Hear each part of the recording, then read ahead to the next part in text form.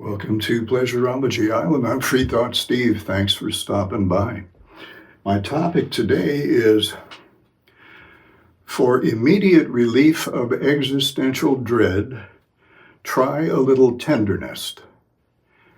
For immediate relief of existential dread, try a little TenderNest. This was prompted by something I read on the subreddit called Ex-Christian or Deconstruction, one of the two. It was a post that read as follows.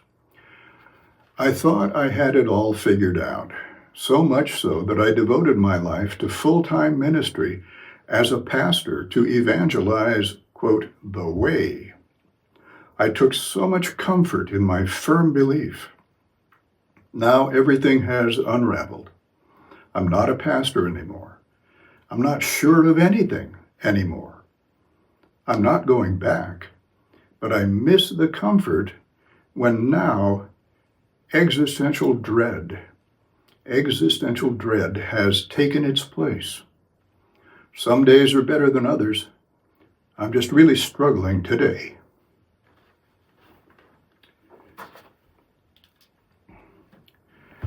What is existential dread, and how can we get immediate relief from it? We can get immediate relief from it by forming a TenderNest of 3 or more non-Christian happy realists, or realists who are committed to becoming happy. Get a little TenderNest, try a little TenderNest of 3 people of any gender, and try sandwich hugs. Sandwich hugs they should become the new sacrament for the Church of Happy Realists. It should also be known as the Church of Sandwich Hugs. A sandwich hug is just what it says.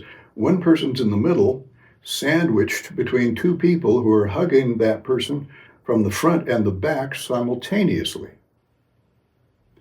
And I really experienced only one sandwich hug in my life, but it was a totally great experience. And I would hate for you to be as deprived of sandwich hugs as I have been. So that's why I urge you to form a little TenderNest, because it takes 3 people to do a sandwich hug. And you just relax into the hug front and back.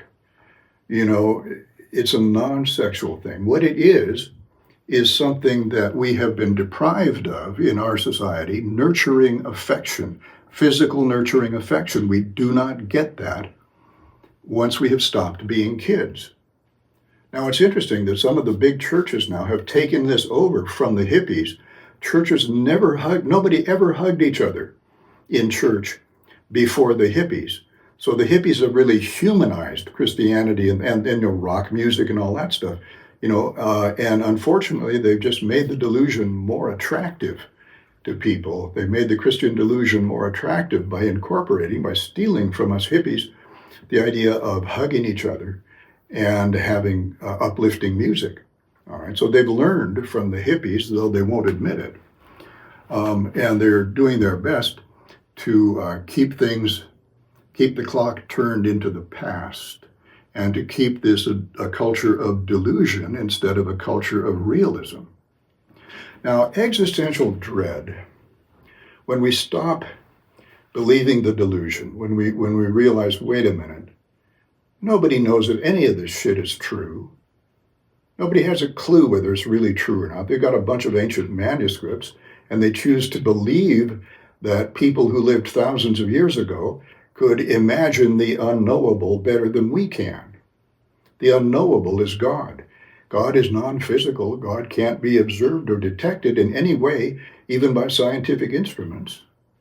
So we know nothing at all for sure about God. We don't know if God exists or not. There's no way to prove that when you're talking about a non-physical entity.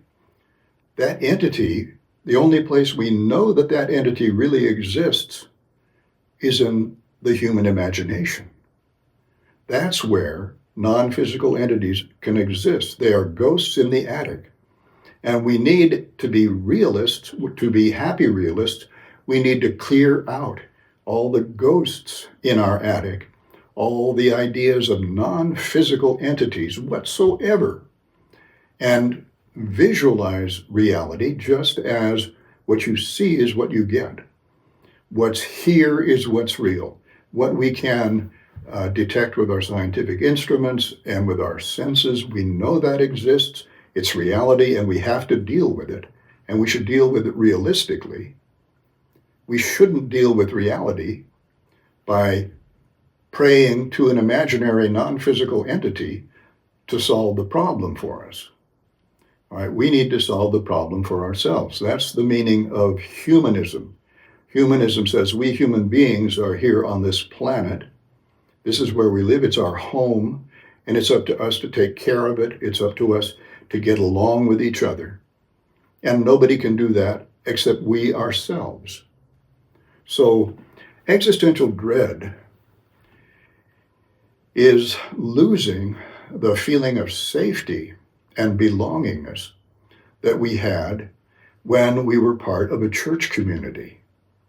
The church community gives us belongingness, a community we belong to. We feel we're accepted there. We're part of that community. There are people around us who will help us if we get in trouble. And we have a feeling of safety when we're in that kind of community that we belong to. Belongingness and safety are the two most fundamental emotional needs that were listed by Abraham Maslow, the humanistic psychologist, in what he called his hierarchy of values, which was a series of emotional values, the foundation of which was safety and belongingness. And love came right along with it, of course. And so that's what we realists, if we want to have happy lives, we have to recreate that lost community that we no longer belong to, and we feel unsafe when we leave that community and when we're all on our own in a world with no help from above as far as we know, a world where we have to take care of ourselves, and it's not a particularly safe world, economically or politically.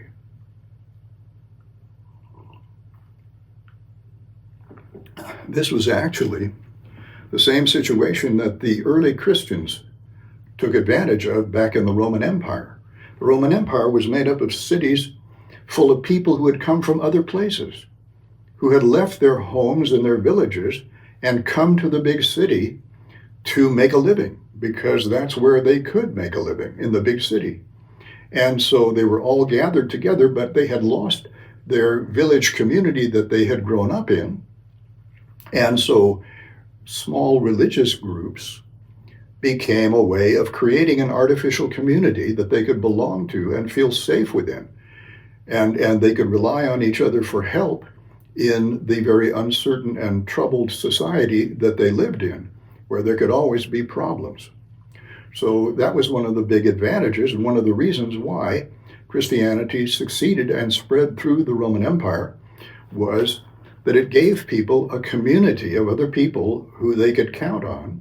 They could trust those people, and they could count on them for help, and they could share nurturing affection with them, and they all shared a belief that they were not going to die, that this troubled life that we live now is merely the prelude to an eternity of happiness.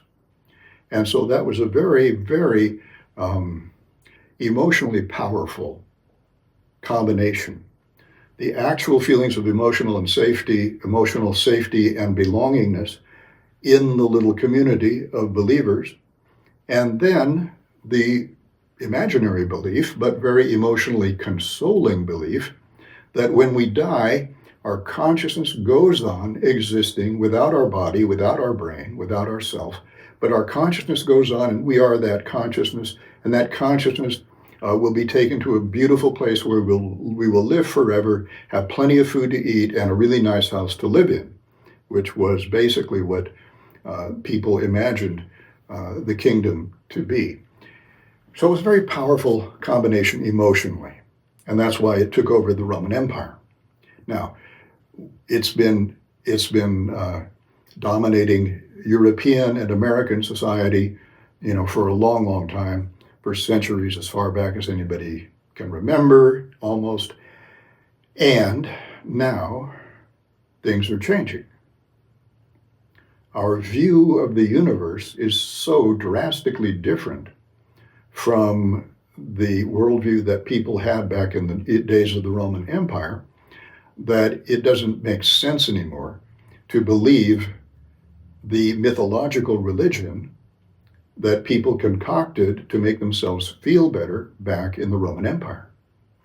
So as realists, as agnostic realists, we should believe nothing at all about the metaphysical world as being true. We should believe nothing as certainly true about the non-physical world. We don't know and we'll never know. And so we can imagine whatever we want about the unknown. If it makes us feel emotionally safer to imagine that there is a benevolent God who loves us, who doesn't care whether we even acknowledge its existence or not. But if it's benevolent, it just wants to help us out. And as long as we are being benevolent to our fellow human beings, then we should assume that we're going to get assistance from whatever benevolent powers might possibly exist. And it's possible that benevolent powers exist. The world is a beautiful place. Every time I go outside and walk around in the beauty of nature, I'm just awed at what a beautiful, beautiful world this is. And I feel very grateful to live in such a beautiful world. And the beauty of the world, in my opinion, is the strongest argument for the possibility that a benevolent God exists. And that's why when people take psychedelics and take them out in the beauty of nature, they become more religious. They start believing in a benevolent God, not the God of Christianity, who's a crazy guy, but a benevolent God that actually is not going to be in contradiction to the universe that exists. We don't know that there are benevolent beings, but we can hope that. And I have chosen the image of a benevolent person that I prefer to think of as God. And I hope that you would find this a nice way to visualize God. We need to, since we've been taught to visualize an angry, stern, judicial God all our lives, that image is burned into our brains, and we need to replace it perhaps with a more benevolent image of how we might imagine the powers that cause the universe to come into being. And so here's my concept of what God should look like. This is a wonderful old Hawaiian woman. I'm sure she's dead by now. This picture was taken many years ago, back in the 1960s and 70s. Mary was her name, and she lived on the big island of Hawaii and was very connected with the roots of her own culture. And I think it would be nice to visualize God as this benevolent, Mary Kawena was her name, grandmotherly type of God who loves us and accepts us completely. And she was very sex positive because the Hawaiians were a very sex positive culture. She believed that sex should be a really wonderful, pleasurable part of our lives. So if I'm going to visualize benevolent, unseen powers in the universe, I always because I want to feel relaxed, whether God exists or doesn't exist. I want to feel perfectly okay both ways, okay? So if God exists, the kind of God that I visualize is someone like Mary Kawena, who is unconditionally loving, who has created all of us and every other living animal and being, has created us all so that we could enjoy being alive, enjoy our consciousnesses as much as possible, because we are our consciousness. And that's how I would visualize God, that God she would not request anything from us. She already has everything she could possibly need. If she can make the universe, what the heck does she need from us? Nothing. Okay. Does she want us to love her? Well, yes. But she probably doesn't need that. She doesn't need that. She knows she's lovable and good and kind and everything. So she doesn't need us to reaffirm that. And she doesn't need us to be afraid that if we don't tell her how much we love her, that she will get angry at us. She has no reason to get angry. She has everything she wants. So that's how I would visualize a God.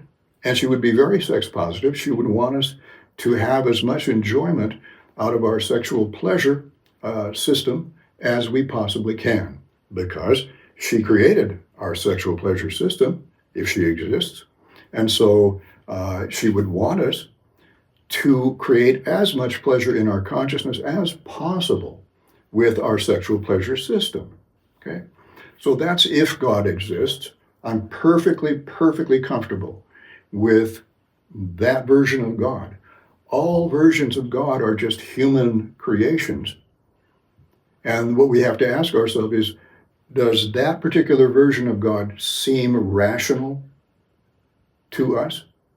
It seems much more rational to believe in a God who created us all only so that we could enjoy our lives than to believe in the Christian God who created us all to try and prove how much we fear him, in which case he won't send us to hell forever. Okay, that's an irrational kind of God in my book. So anyway, I think my version of God is rational, and it's emotionally comforting. It helps me feel good. It feels like, if I'm doing the best I can in the world to make the world a happier place, then if there are benevolent, unseen powers, if Mary Kawena Pukui, is out there observing what I'm doing, then I can count on her to be helping me along if I'm doing something that is in the interest of humanity, in the interest of happier consciousness for everyone around me.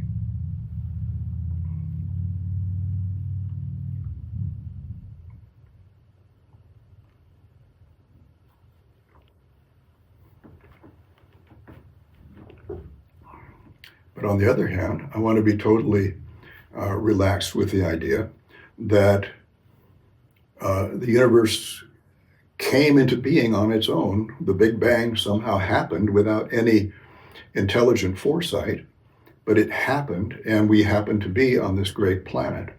And there are no ghosts in the attic. There are no imaginary beings whatsoever. I need to be totally comfortable with that.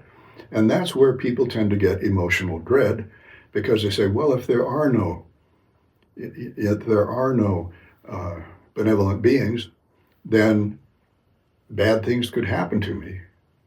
And who knows what they might be. I have no imaginary protection. I have no supernatural protection, which is one of the things that religions give people to help soothe them emotionally, because religions are emotional soothing strategies. That's their whole purpose, is to help calm down our anxiety, calm down our existential anxiety. What is existential anxiety? It's, among other things, being worried about death. Oh my gosh, I'm not a Christian anymore. I don't believe in heaven anymore. When I die, that's going to be it. And I'm scared of what happens after that. It's making me so scared and depressed that I can't really enjoy my life now. And it makes me scared to think about what might happen when I die. And of course, it makes me scared to think about the mean God of Christianity hating me and being wanting to punish me because I no longer believe in it, in him. Okay? That imaginary image of God, God really exists in our imaginations. And if God really exists in our imaginations, then God really affects our emotional brain. because everything that goes on in our mind, even the things that are just way back in the shadows, like being afraid of God, all those things actually have an effect on our emotional brain. And then the emotional brain, if it becomes anxious, creates anxiety throughout our body. It creates anxiety in our heart and intestines, in our lungs, in our chest, in our muscles, throughout our body. There's tension. And in our consciousness, it creates a sense of uneasiness and fear and depression and scared and being afraid of being alone and not having any help and being scared to go on with life and feeling like maybe it would be better just to kill myself and get it over with than go on feeling this gloomy. And trust me, I have been there. I have been there. It was before I learned how to do pleasure science.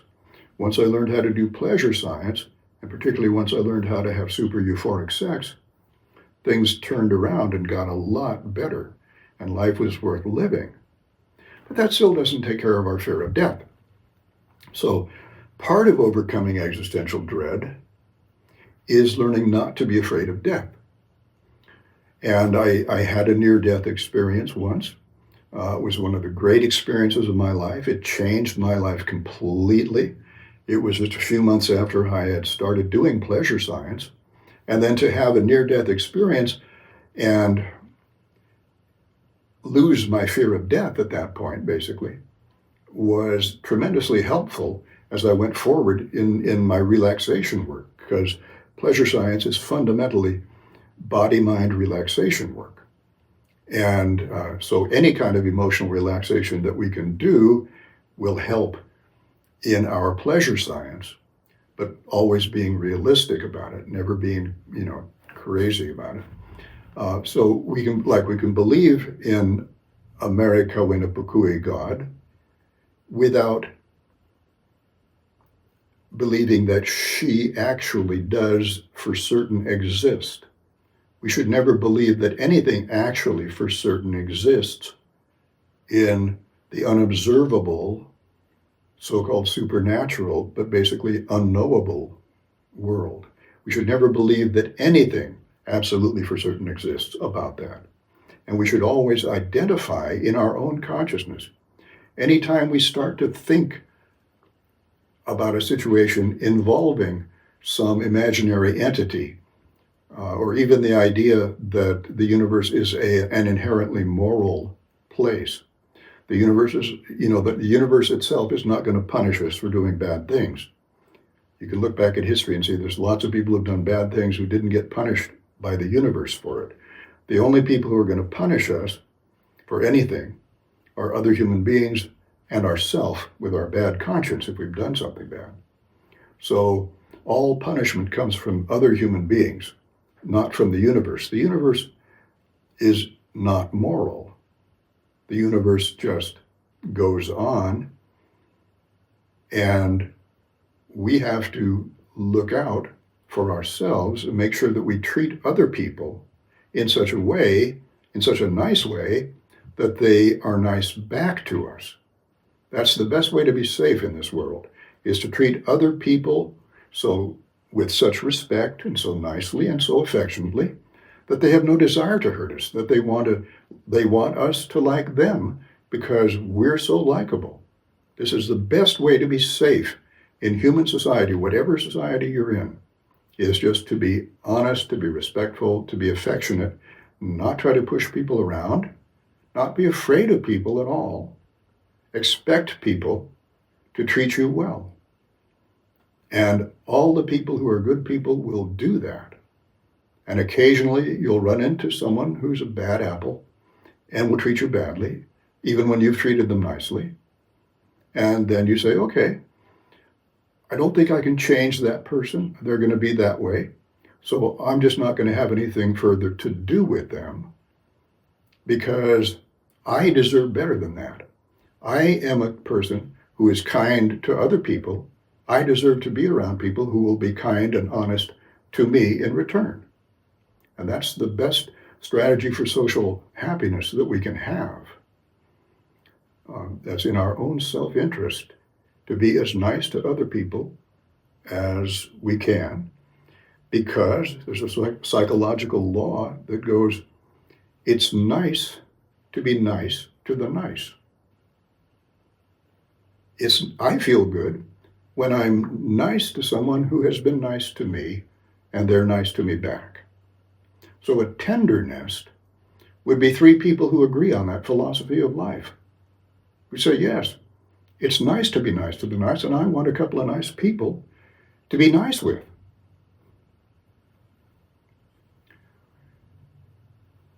Use social media to find them if you possibly can.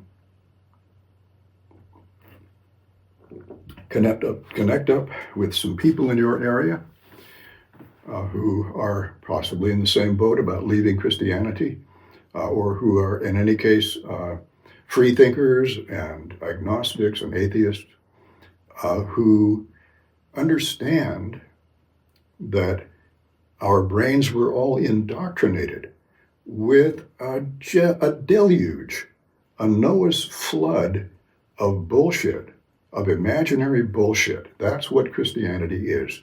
I don't mean to offend you, but honestly, it's all imaginary and it's all bullshit. One of the best ways to realize that Christianity really is bullshit is to study the history of Christianity.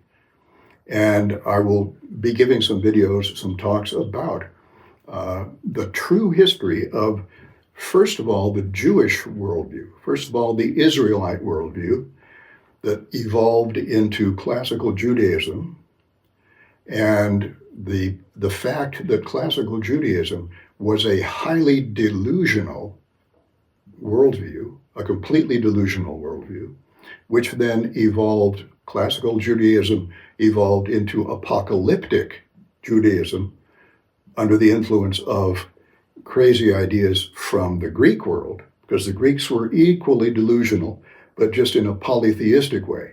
The Greeks were polytheistic delusionals. The Jews were monotheistic delusionals. And when you take a bunch of ideas from the polytheistic delusionals and mix them together with the monotheistic delusionals, you get a true clusterfuck. And that's what we got with Christianity. That's what we got with apocalyptic Judaism. And Jesus was an apocalyptic Jewish prophet. He was actually not Jewish, he was Galilean. And that was quite different from somebody who lived in Judea, the area around Jerusalem. So he would not have considered himself a Judean at all. He was of the religion of Israel, the religion of Yahweh. He was a Galilean, but he was very much imbued with the Jewish apocalyptic idea that God was going to send armies of angels down from heaven to rescue the Jews from the Roman Empire, and that all they had to do, all the people who wanted to be in the kingdom afterwards, Yahweh would remake the world and make a beautiful new kingdom there, and the people who wanted to be there just had to be good for a while and join Jesus, and then that was going to happen all by itself. But that was a delusion, because it did not happen, and Jesus got crucified instead. But then they didn't want to give up on their delusion, so they imagined that he had come back to life and gone up to the sky and was going to come back with the armies of angels at some point in the future and then get rid of the Roman Empire.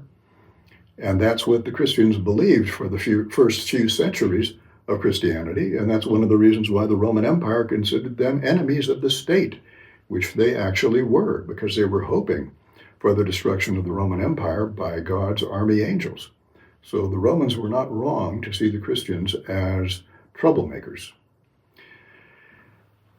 Now, back to so my point there was that when I give that whole series of lectures on the history, the true history of the Israelite religion, the classical Judaism, apocalyptic Judaism, and then the synthesis where apocalyptic Judaism also became a Greco-Roman salvation cult promising life after death.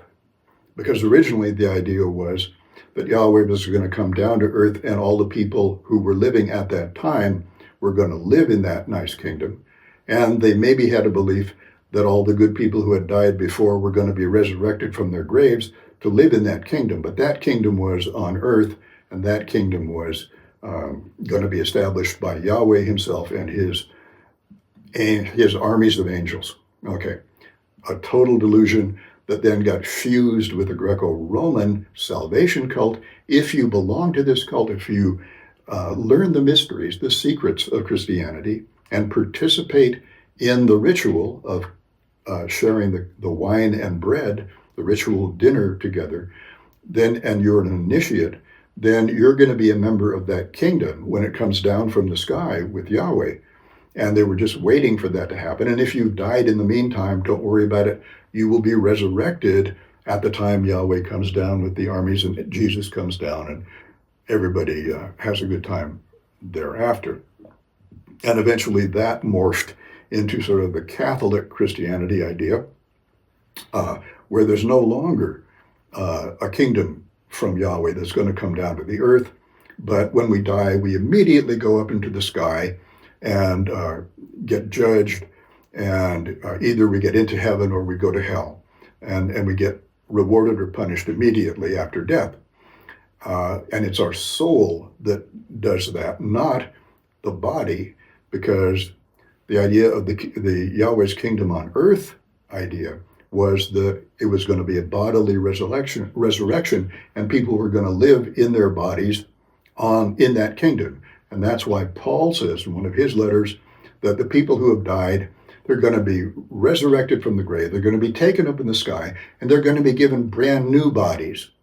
And then they will come down to earth and be part of that earthly kingdom from then on. So that was Paul's idea, the early idea, but then the idea of the earthly kingdom completely disappears, and we only get the idea of heaven or hell, and it only applies to our soul, and we don't have to wait for a resurrection of the body. All right. So there's this whole jungle of delusional ideas, which are all false truth claims about unknowable stuff that we have to clear out of our heads and recognize how completely baloney that is, so that we can then focus on reality, which is what doing Zen meditation and the other relaxation things I've talked about are so good for. Connecting with reality, clearing our mind of internal thoughts, and connecting with what really, really exists around us.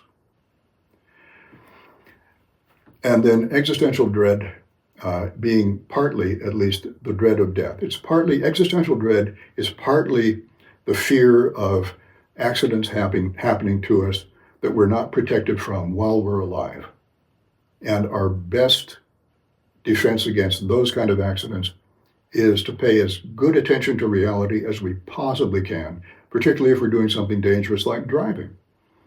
Be really, really attentive to the risks, the real risks in our environment, and remain safe that way. But then there's the other part of existential dread, which is the fear of death. And how do we overcome the fear of death? Okay,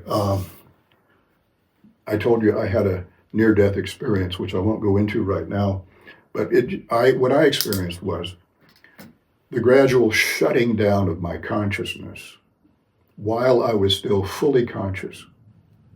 Now, our consciousness shuts down every night when we go to sleep. And we go through periods when we are completely not conscious, just as though we were dead. If death is the shutting down of our brain and the evaporating of our field of consciousness, because the brain quits producing our field of consciousness, the brain has to regenerate our field of consciousness many times per second, the same way that a TV picture or a computer picture is regenerated constantly. And as soon as it stops being regenerated, even once, it's gone. You know, if the consciousness generating machinery of the brain shuts down, consciousness is completely gone very quickly. But then it comes back. when the brain turns on the consciousness creating circuits again. There's specific nerve circuits that run up through the thalamus, from the brainstem up to the thalamus, the central chamber of the brain that goes out to the cerebral cortex, the outer part of the brain, and wakes everything up.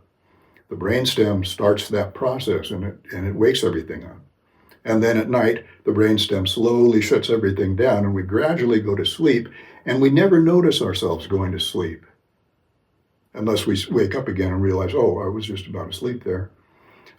Usually we go to sleep so slowly that we don't even notice we're going to sleep. And then, if we don't wake up again, we start dreaming. So when we wake up again, we feel like we've had the experience of drifting off to sleep, starting to dream, and then waking up. And there's been a certain duration of time that's gone on there.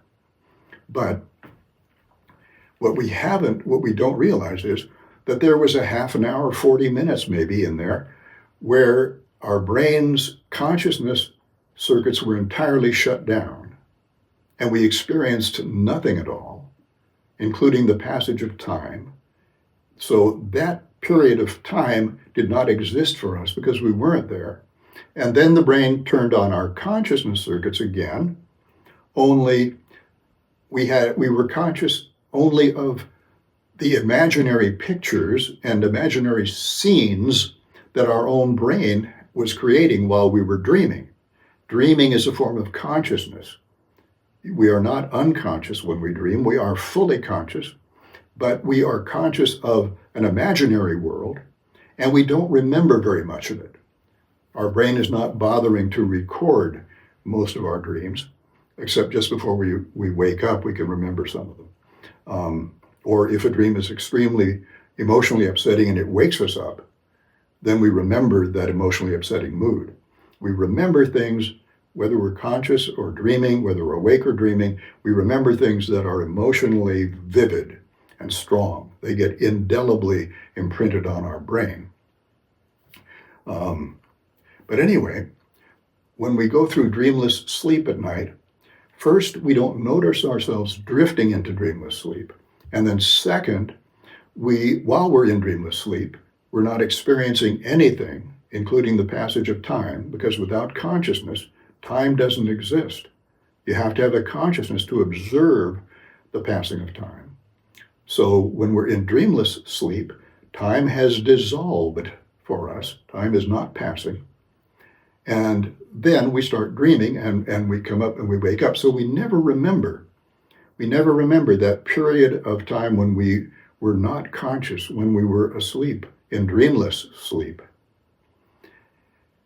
We can't remember it because we never noticed it. We didn't notice it happening because we didn't have a consciousness at that moment to be aware of the fact that time was passing. So death is like that. Death has no duration at all. Once our brain shuts down consciousness completely, we have no memory of ever having lived. We are completely not noticing that we're no longer in existence, because when you're no longer in existence, it's impossible for you to notice anything because you aren't there. Our consciousness is not there. We are our consciousness. When we go to sleep and our brain shuts down, our consciousness evaporates and we do not exist until we start dreaming again and then wake up again. Our consciousness has come back because our brain has recreated our consciousness. Consciousness can disappear and be recreated as many times as our brain wants to do it, as long as the brain keeps on living. But once the brain stops living, then our consciousness simply disappears. And it's just like before we were born. We were not around for 13.7 billion years between the Big Bang, when the universe started, and when we were born. 13.7 billion years, and a billion years is 1,000 million, and a million is 1,000,000. So it's a long time that we didn't exist at all, but time didn't exist for us either, because we didn't have a consciousness. And then we were born. We grew a nervous system that created consciousness even before we were born, long before we were born. Our consciousness was there, and it's going to be there until we die, but it's going to disappear periodically. We can go into the hospital and have an anesthetic, and we're just not there while the operation is performed, and then we come right back, and our consciousness is right back there. The only thing we're ever going to experience in life is being conscious. We're never going to experience death. Death is impossible to even experience because you can't experience anything without a consciousness. So and that's where we're all going. We're all going there. There's nothing we can do to change that. The only thing that could possibly happen to us after we end our consciousness in this human organism is to find ourselves as a consciousness in another organism, perhaps in another universe, in another galaxy, on another planet, a totally different kind of organism. And that second consciousness, that next consciousness, would begin immediately. There would be no space between when we finished our human consciousness and when that next one began. It would have nothing to do with anything that we've ever done in our lives on this planet, would not be at all related to what kind of organism we happened to find ourselves in the future. There would be no moral karma or anything like that connecting one existence to another. But that's the only thing that could possibly ever happen, was that we could experience another consciousness in another organism sometime, somewhere. And that consciousness would start immediately after our human consciousness finished. But we have no control over that either, whether that happens or not. If it doesn't happen, this is the point. Even if it didn't happen for 100 billion years, there would be no time between our human consciousness and the next consciousness. There would be no time in between. It would be like, this show is over, this show begins immediately. This next show begins immediately. That's what death is. Death is non-consciousness, and non-consciousness cannot be experienced. So death is a non-experience that lasts for no time at all. Whether we have another consciousness afterwards or not, we're not going to experience being dead, ever. So if you've been able to tolerate your experiences every night of your life, when you've gone through numerous cycles of dreamless sleep and woken up in the morning and you haven't been bothered at all by anything that happened to you while you were in dreamless sleep because it's impossible for you to experience it, all right, then you have nothing more to fear from the final end of our human consciousness and the non-experience that will happen. Our consciousness will dissolve, time will dissolve, our awareness of ourself will dissolve, our memories will dissolve, all worries will dissolve, all stress will dissolve, all feelings at all will dissolve. We won't remember ever having been alive as a human being, and there's nothing we can do about it. We won't regret no longer being a human being, because we would have to have a consciousness to regret no longer being alive. So death is literally nothing. It is a non-experience that lasts no length of time at all. And so the only question is, how painful is it going to be for us to die?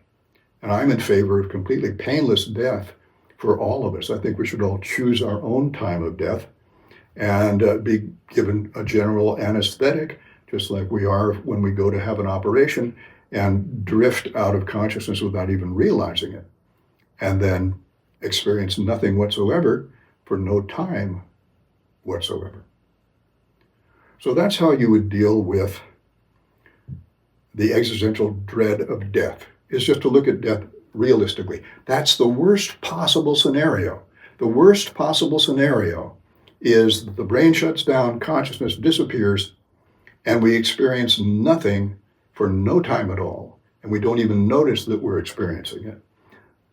From the realistic point of view, that's the worst case scenario, is that we simply stop living and forget we ever lived, don't even notice we're no longer living anymore.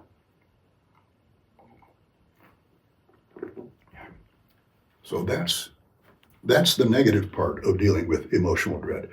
Don't be afraid of all the bullshit that you've learned from Christianity and view reality realistically. But the positive way of dealing with emotional dread is sandwich hugs. And after you've done some sandwich hugs, everybody gets to be in the middle. Everybody gets a turn being the middle of the sandwich. And afterwards, one person lies on the floor, on a carpet, or on a sheet or something that's soft. And the other two people, they lie face down. The other two people gently caress the back of their bodies and massage their shoulders and arms and upper back and legs and feet, and gently going over the hips, but not making it a sexual thing. And done with clothes on massage, where you just slide your hands over the person's body tenderly and nicely. And that will give us that feeling of tender affection, and it has to feel totally safe, totally non-sexual, totally relaxed, and just human beings being kind to each other with physical, nurturing affection. That's the best thing we can do for our own happiness to help us recover from our Christian upbringing.